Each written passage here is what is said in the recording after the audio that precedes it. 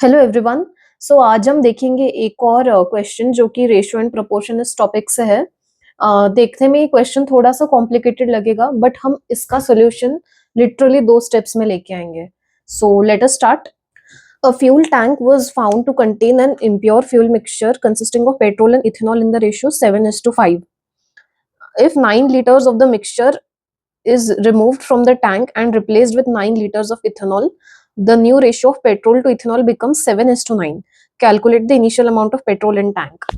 अब हम इसमें क्या अज्यूम करेंगे कि यहाँ पे जो इनिशियल क्वांटिटी ऑफ मिक्सचर है वो है हमारे पास x लीटर्स एंड इसमें क्या दिया हुआ है कि हमारे पास 9 लीटर्स मतलब इस मिक्सचर का 9 लीटर्स पहले तो निकाल दिया है और फिर इसमें इस मिक्सचर में 9 लीटर्स निकालने के बाद इसमें 9 लीटर्स सिर्फ इथेनॉल डाला है।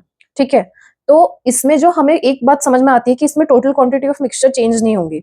9 लीटर्स रिमूव करने के बाद फिर से 9 लीटर्स डाला है तो हमारे पास पहले कुछ अमाउंट था तो उतना ही रहेगा। तो ठीक है, इसलिए हम इसमें फर्स्ट इसमें एक्स हम टोटल अमाउंट कंसिडर करते हैं, टोटल अमाउंट ऑफ मिक्सचर। तो उसमें हमें क्या दिया है, पेट्रोल और इथेनॉल का रेशियो है वो 7:5 है। ठीक है, तो उसमें से अब हमें पेट्रोल का सिर्फ अमाउंट निकालना होगा कि उसमें पेट्रोल का कितना कंट्रीब्यूशन था। तो पेट्रोल का हमें मिल जाएगा 7 बाय यहाँ पे जो 12 है वो 7 + 5 अपॉन एक्स है। ठीक है, तो ये 7/12 ऑफ एक्स हो जाएगा ये पेट्रोल का अमाउंट। ठीक है, अब इसमें क्या होता है, इसमें से 9 लीटर्स ऑफ मिक्सचर हम निकाल देते हैं और इसमें 9 लीटर्स ऑफ इथेनॉल डाल देते हैं। ठीक है, एंड अब इसमें क्या दिया है, the new ratio of petrol to ethanol becomes 7:9। अभी इसमें यहाँ पे सेकेंड कंडीशन में जब हमने 9 लीटर्स इथेनॉल डाल दिया है तो हमें इसमें क्या दिया है कि पेट्रोल और इथेनॉल का जो रेशियो है वो 7:9 हो जाता है। तो अब हमारे पास टोटल क्वांटिटी तो सेम ही रहती है, बस इसमें इथेनॉल का पेट्रोल का कंट्रीब्यूशन चेंज हो जाएगा। वो हो जाएगा x इंटू 7/7 + 9 हो जाएगा यहाँ पे, तो 7/16 ऑफ x हमारे पास पेट्रोल हो जाएगा। अब हम यहाँ पे एक इंपॉर्टेंट कंसेप्ट देखेंगे जो कि है मल्टीप्लीकेशन फैक्टर का। तो यहाँ पे मल्टीप्लीकेशन फैक्टर का फॉर्मूला क्या है, फाइनल अपॉन इनिशियल। ठीक है, तो अब इसमें हम पेट्रोल के टर्म्स में देख रहे हैं तो हमें पेट्रोल की फाइनल वैल्यू क्या मिलती है यहाँ पे, 7/16 ऑफ x। ठीक है, तो और इनिशियल वैल्यू है 7/12 ऑफ x।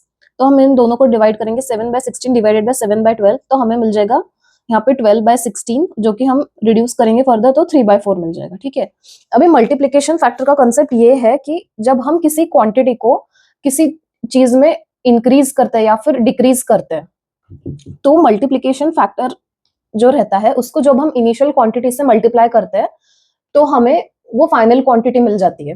फॉर एग्जाम्पल अभी यहाँ पे हमारा मल्टीप्लीकेशन फैक्टर 3/4 है। ठीक है, लेट अस कंसिडर हमारे पास कोई क्वांटिटी थी जो सपोज कोई क्वांटिटी हमारे पास इनिशियली थी जिसका वैल्यू हमारे पास पहले 4 था। ठीक है, अब वो रिड्यूस होके हमारे पास 3 हो गई है।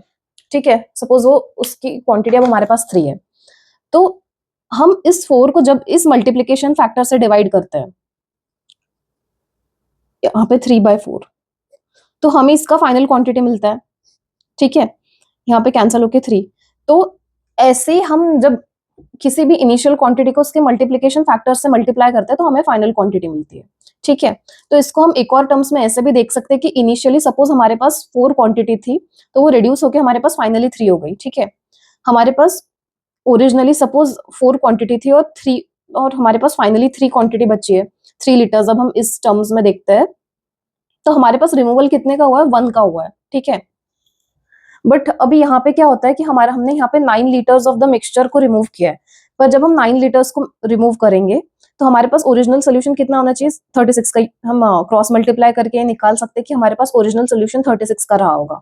ठीक है, तो अब हमारे पास ओरिजिनल सोल्यूशन जो कि x है उसकी वैल्यू हमारे पास 36 आ गई है। तो अब हम पेट्रोल की जो क्वांटिटी है वो कैसे निकालेंगे, petrol is equal to 7/12 of 36 which is equal to 21 and this is our answer. तो आई होप आपको समझ में आ गया होगा कि कैसे हम इस मल्टीप्लीकेशन फैक्टर की वजह से इतने लंबे क्वेश्चन को हम 2 स्टेप्स में सॉल्व करके इसका आंसर निकाल पाए।